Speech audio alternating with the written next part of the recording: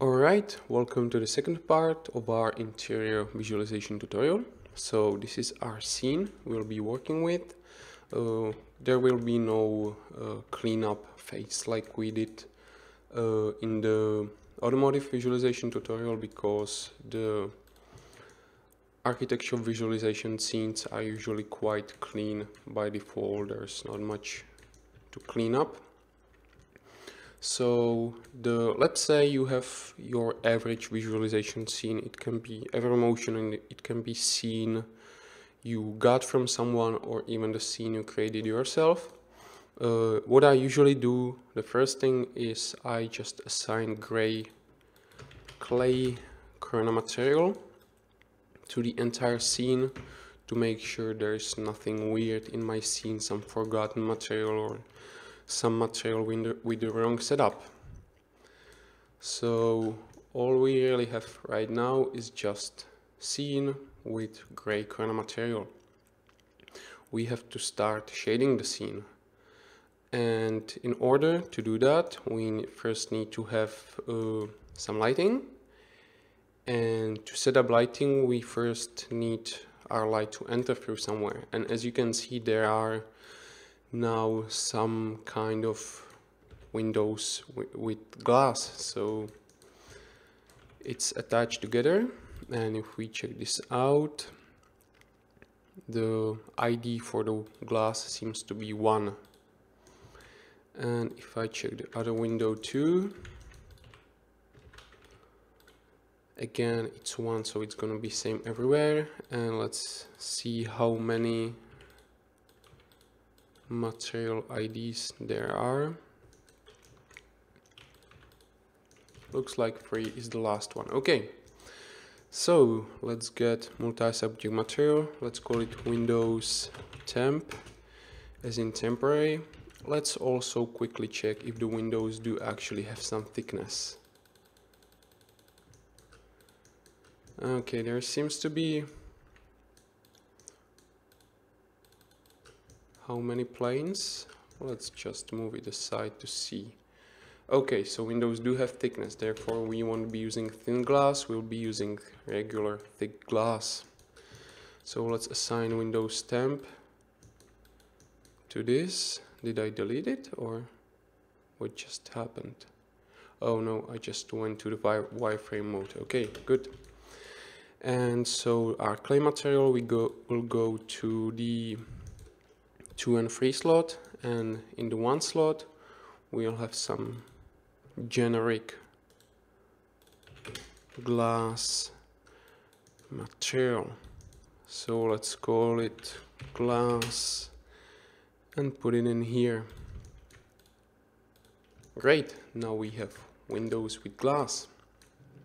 One thing you will see me doing throughout the tutorial is grabbing this Corona MTL reflection material. It's a material I have saved in a material library with some changed defaults, and just one default I've changed is this material has reflection to 1.0.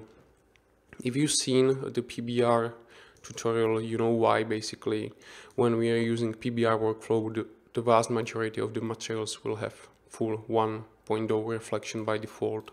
So I don't have to do that every time. I will just grab this reflective material. If we just now go to render settings, the render settings here are completely default.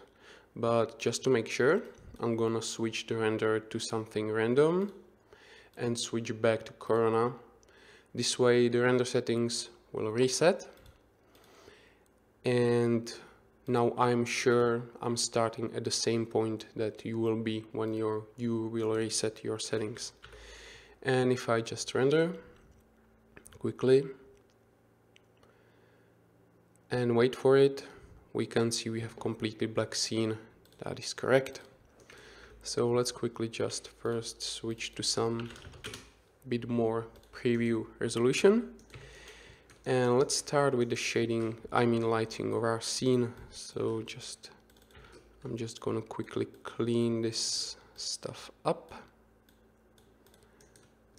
Okay. And we will use just one HDR map to do basic natural daylight lighting in our scene. So let's go to background, HDR maps, no emotion. And let's use some daylight HDRI like this one. So this is from no emotion, the source I showed you in a previous part. Let's open this. I'm gonna turn off the filtering to speed up rendering just a bit. View the image, and we have nice daylight image. But if I extend this and go to the output and start decreasing the output amount, you can see there is some dynamic range, but there is not too much of it.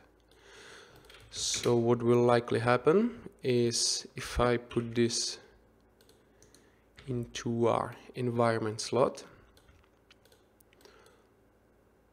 let's call it Enviro just for good organization, I will enable our viewport background, I will save the scene, and I will try not to do it very often.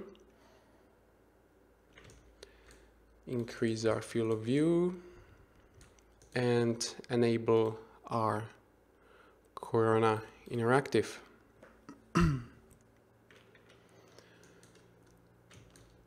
Okay, so you can see there's a bit of delay when I'm moving around the scene.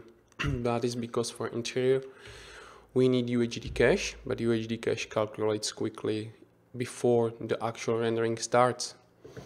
And the way it works for interactive is it uses 1/4 of the precision value. So in this case precision is 1, it uses 0.25. So I actually want the feedback to be even faster, so I will set precision to 0.5. This way it will be something like 0.13 or something like that, or 0.15 for the interactive. So now if I move around our scene, it will update fairly quickly. Okay, now I want my sunlight to be going in about this angle, like from the camera inside. So what I will have to do is just get the sunlight to be arriving from around here. So let's quickly go to the output, bitmap, U offset, and let's aim the sun from about this angle, which actually seems right. And if I now increase the multiplier to, let's say, 5, or even 10 actually, let's do 10, you can see that despite having an HDR map, we don't have too much of a sharp sun shadows. There's one trick we can do. Of course, we can always just add in Corona sun, but I'm going to show you one trick you can do to make HDR maps out of low dynamic range images. We'll enable color mapping, and for some reason I cannot zoom into the curve, which is weird. Well, anyway, we'll try to do it without zooming. We'll add a new point. We'll set the values, both of the values, to 0.98. So at 0.98 it will have 0.98 value, which is correct. That's exactly what we want. Actually, let's switch to RGB and do that again. We need separate RG and B curves. Okay. And now if I grab this endpoint, which is in the end, we will be basically adjusting only the values from 1 up and above 0.98. So we won't be touching most of the HDRI except the complete highlights. And now let's set this to 1.1. And immediately you can see our scene has lit up and that we are having some sharp shadows, or rather sharp sunlight. not completely sharp, but a bit sharper than what we had before. The problem here is obviously it's way too blue. So when the HDR was captured and then clamped, so was the high dynamic range, so all the values above their color was clamped too, so now we need to return some color in there. So let's just grab only the red channel and maybe boost it to like 1.12. That will make it slightly more red. Let's grab the blue one because there's most of the blue, and let's decrease it to only like 1.05, maybe even less, like 1.04. And we can see now we have overall blue, green hue on our image. So what we have to do here is just grab the blue point and again decrease it somewhere in between, like this. And now you can see, even though we had fairly low dynamic range image, we have an image that provides us, HDR image that provides us with some kind of sharp shadows. Not completely sharp, just some like sunlight that's from half behind the cloud, which actually looks nice. So this is kind of neutral environment. And let's now just do quick production render.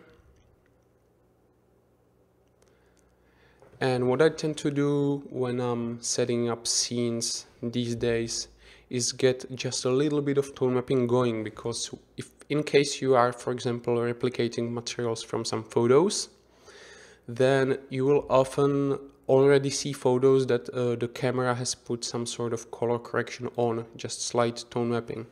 So I will do just 1.5 for the highlights and 0.5 for the filmic shadows, 1.5 for the contrast, and 0.5 for the exposure, which may be actually a bit too much, so like 0.35.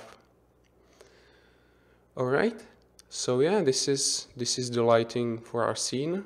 Basic, quick, nice setup. And I don't think there's much else to do in this part, so in the next part we'll jump straight to the shading. So see you then.